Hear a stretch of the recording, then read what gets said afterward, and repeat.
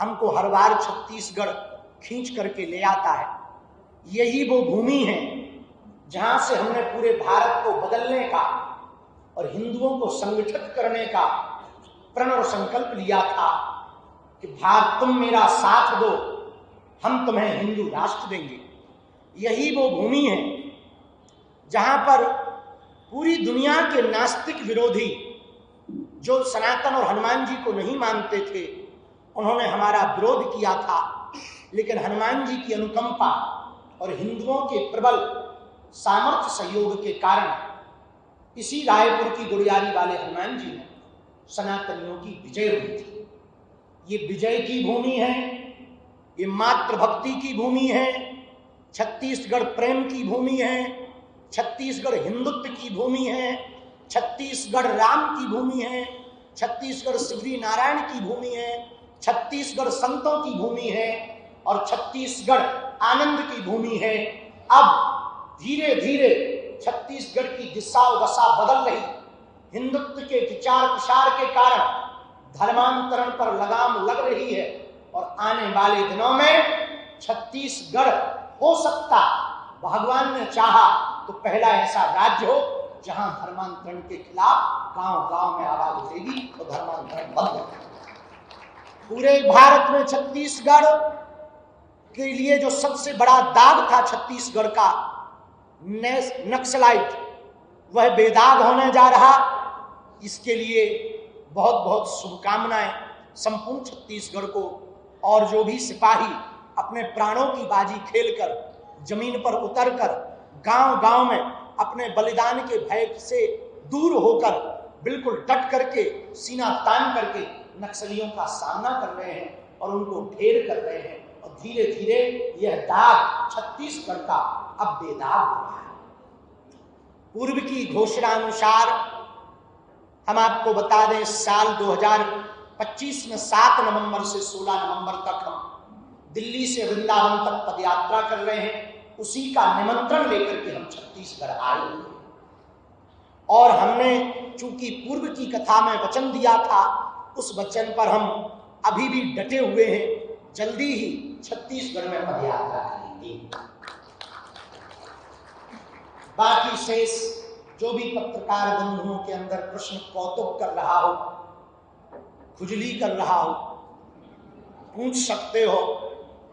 हम आपको जो भी हमारी सामर्थ्यता देगी होगी उत्तर देंगे।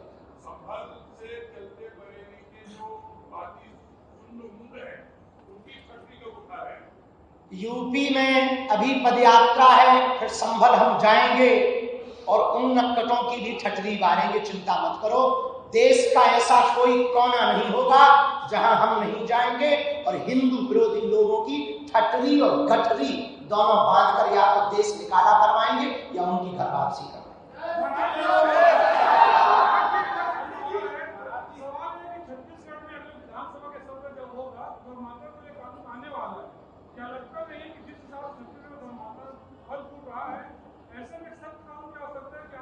फांसी की सजा सरकार को देने का प्रावधान करना चाहिए।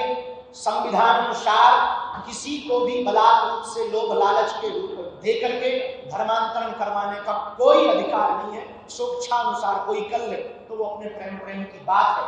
बलात् रूप से षड्यंत्र करके, पाखंड दिखाकर, अंधविश्वास फैलाकर धर्मांतरण करवाना पाप है, महापाप है। इसके खिलाफ सरकार को फांसी का प्रावधान लाना चाहिए।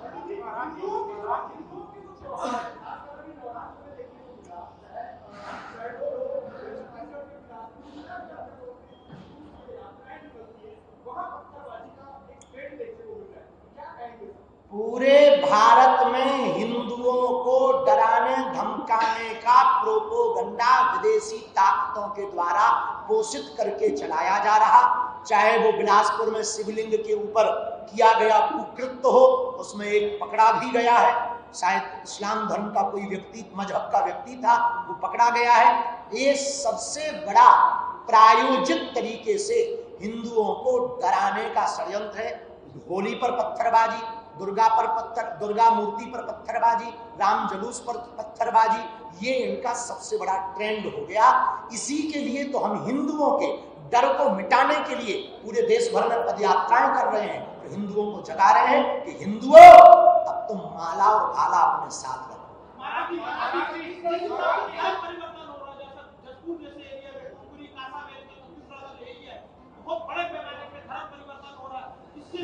सरकार को अपनी नींद इसके लिए और खोलनी चाहिए।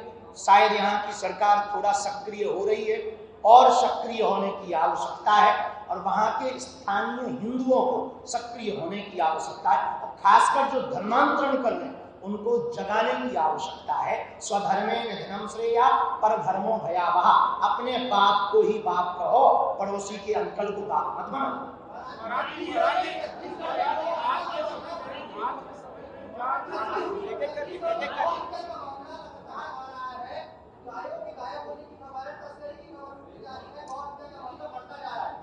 इस देश में एक सबसे बड़ा दुर्भाग्य है गाय माता के लिए। इस देश में गौ रक्षक तो बहुत है, गौ सेवक कम है। गौ रक्षक के साथ गौ सेवकों की यदि संख्या बढ़ जाए तो सड़कों से गाय माता आवासों में पहुंच जाए और गौ माता सुरक्षित हो जाए।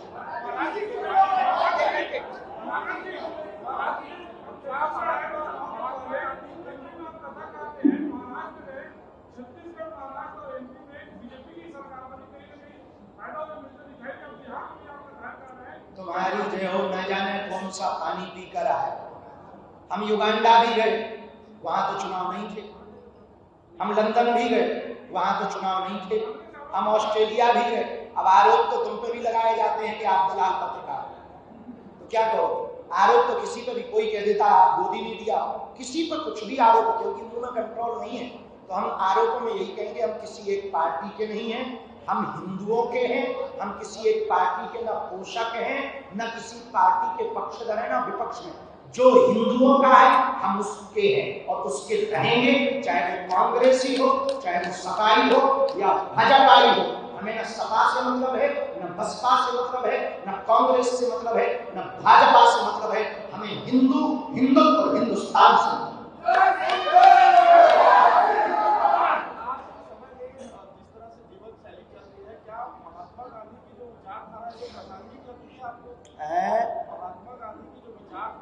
क्या विचारधारा आपने महात्मा गांधी की पढ़ी? कौन सी ऐसी?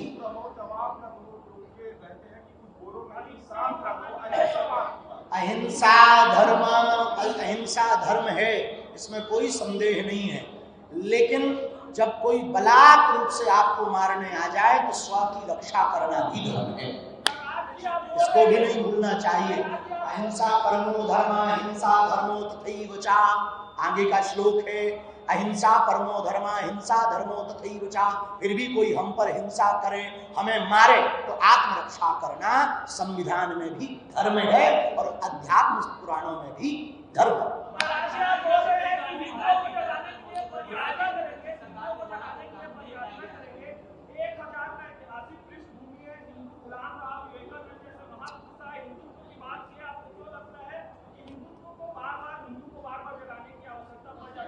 क्योंकि हिंदुओं को गुलाम रहने की बहुत आदत रही है, खासकर भारत को। चाहे वो डच हो, बाबर हो, पुर्तगाली हो, अंग्रेज हो, ब्रिटिश हो, जो भारत पर आए सब ने गुलाम बनाया। और भारतीय इतनी सुसुप्त और अहिंसा पर चलने वाले लोग हैं तो वो कहते भैया हमें लड़ना नहीं है, जो करना सो कर लो। पर हमारी विचारधारा थोड़ी अलग है। हमारा मानना है कि हम किसी को मारे ना, तलवार ना उठाएं, पर विचारों की आवाज तो उठाएं। लेकिन सनातन में ऐसी कौन सी कमी है कि दूसरे धर्म के लोग, दूसरे समुदाय के लोग अमीर हो रहे हैं, गरीब हो रहे हैं? ये सबसे बड़ी कमी है सनातन में। अमीर गरीबों का सपोर्ट नहीं कर रहे हैं, ये सबसे बड़ी कमी है सनातन में। सनातन में जातिवाद सबसे बड़ी कमी है। जातियों के नाम पर वैमनस्यता फैलाकर, ऊंच नीच का भेदभाव दिखा करके लोगों को हीनता लगती है तो वो दूसरे मजहब में सम्मान पाने के लिए चले जाते हैं। इसी की लड़ाई हम लड़ रहे हैं। हिंदू भाई भाई हम सब एक हैं, ताकि आपको धर्मांतरण की आवश्यकता नहीं। आज बहन तुम नहीं बोल रही हो, क्या बात?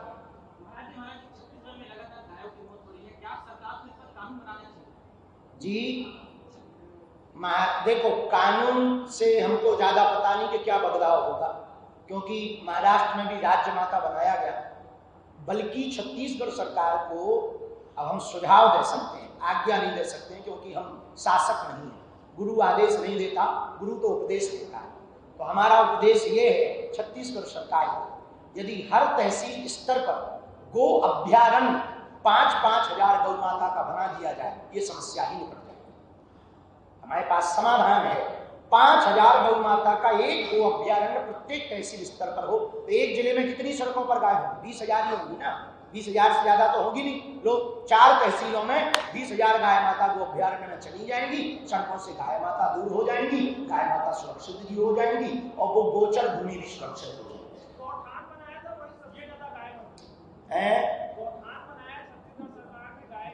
गायों की देखभाल नहीं होगी तो अपराध भी लगेगा। गो अभ्यारण्य का मतलब क्या है? स्वतंत्रता। एक छोटा सा गो अभ्यारण्य का जंगल हो, वहां जल की व्यवस्था हो, पूरी की बाउंड्री वॉल हो, पूरी गायें स्वतंत्र हो, ताकि किसी भी प्रकार से उनको परतंत्रता ना लगे और उनका शरीर स्वस्थ हो।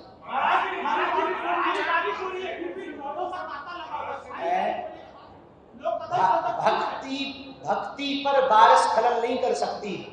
रायपुर में यही एक नई चीज कल देखने को मिली है।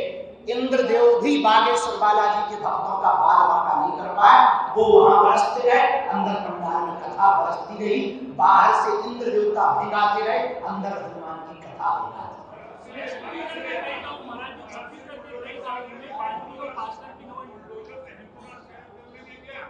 देखिए, बुलडोजर से हिंदू राष्ट्र कायम नहीं किया जा सकता है, लेकिन विचार परिवर्तन से हिंदू राष्ट्र किया जा सकता। परंतु सचे साक्षम समाचरे, तो हमारा घर तोड़ोगे तो तुम्हारा भी कानून के द्वारा फूटना चाहिए।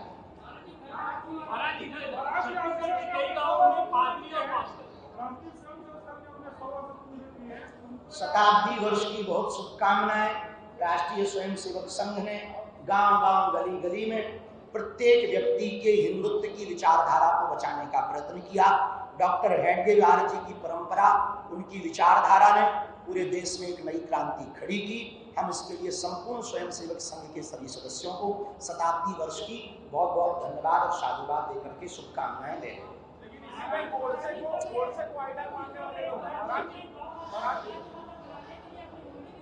गाय माता का हमने बोल दिया, बहुत अच्छी बात बोल दी है, उसको लागू थोड़ा बहन जोर से। हमारा भी खुद का बन जाए। अभी हम सीमेंट खरीद करके बिके जा रहे हैं। एक ही जगह बन जाए, पहले बागेश्वर धाम पर वो चल जाए, उसके बाद में हम लंबी घोषणाएं करेंगे। और हमें लगता है कि ये सबको करना चाहिए। हम अस्पताल धाम का बनाकर चला लेंगे, तो फिर इसके बाद में हम आपको बताएंगे कि छत्तीसगढ़ में खुलेगा ही।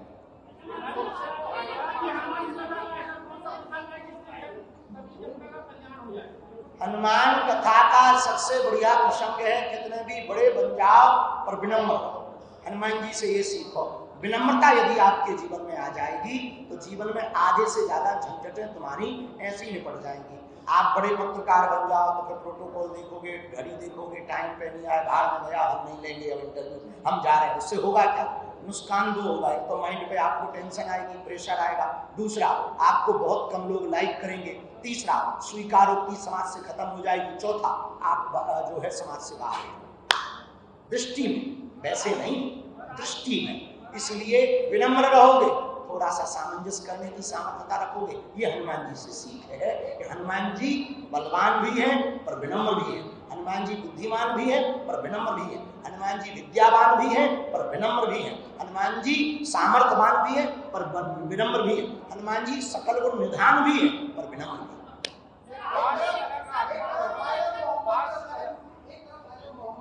हाँ, वो कोई बुराई नहीं। आई लव मोहम्मद में, आई लव महादेव में भी बुराई नहीं होनी चाहिए। पर यदि आप सरतन से जुदा का नारा दोगे तो न कानून छोड़ेगा, न इस देश के हिंदू छोड़ेगा।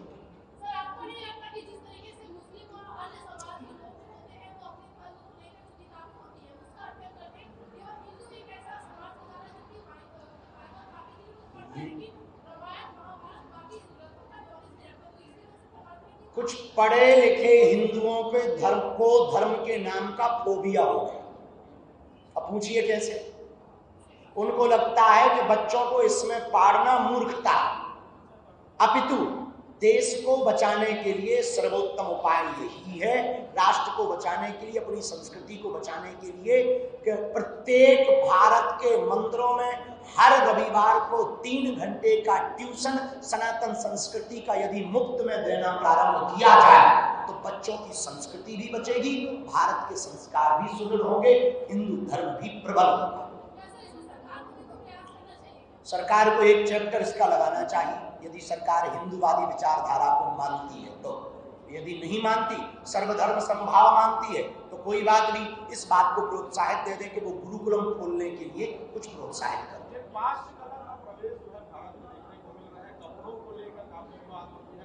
कपड़ों पर हम कुछ बोलेंगे तो लंबा विवाद गहरा जाएगा इस देश में, नहीं तो तुरंत कह देते हैं कि आपकी बड़ी छोटी मानसिकता है।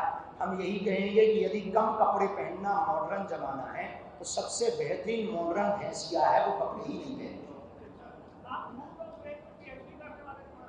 हाँ जी, तो हम क्या गलत करने वाले हैं, पढ़ाई करना क्या बुराई है, मूसल चलता। सुनो, हम लगभग पिछले दिनों में 8 देशों की यात्रा करने गए, ऑस्ट्रेलिया, न्यूजीलैंड, युगांडा और फिजी और लंदन, बहुत देशों में जाने के बाद दुबई, ओमान, मस्कट, इन देशों की यात्रा हमने इस साल की, 8 देशों की। इन यात्रा को करने के बाद ये समझा कि हमारे पास जो हनुमान जी की कृपा है, पैरानॉर्मल शक्तियों, नेगेटिविटी को दूर करने के लिए, नकारात्मक शक्तियों को दूर करने की, उसके लिए विदेशों में हमें मान्यता कब मिलेगी, जब हमारे पास कोई डिग्री होगी, क्योंकि पढ़े लिखों को तो डिग्री चाहिए।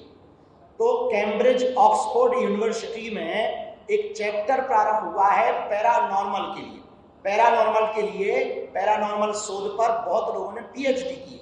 हमने भी सोचा कि हमें ये अपना काम तो जिंदगी भर सेवा जो बालाजी ने आशीर्वाद दिया वो करना है, लेकिन भारत में तो कर पाएंगे, विदेशियों के भूत कैसे भगाएं। तो उनका हमने तोड़ निकाला है कि हम कैम्ब्रिज या ऑक्सफोर्ड यूनिवर्सिटी में पैरानॉर्मल पर पीएचडी करेंगे, फिर बताएंगे कि भाई साहब पढ़ के आए हैं, हनुमान जी की कृपा तो है ही भी है, पढ़ाई भी साथ में, एक और भूत भीतर नहीं रहेगा।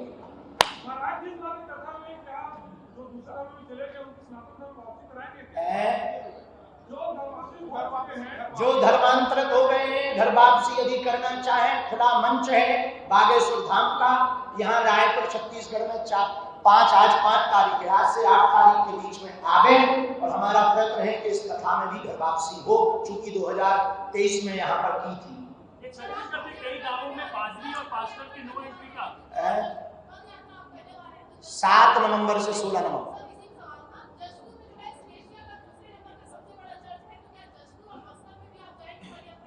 देखो, हमने यहाँ के माननीय जी को कहा था कि हमारी कथा की अनुमति हमको जसपुर में दो, पर किन्हीं कारणों से अभी तक हमें नहीं मिली।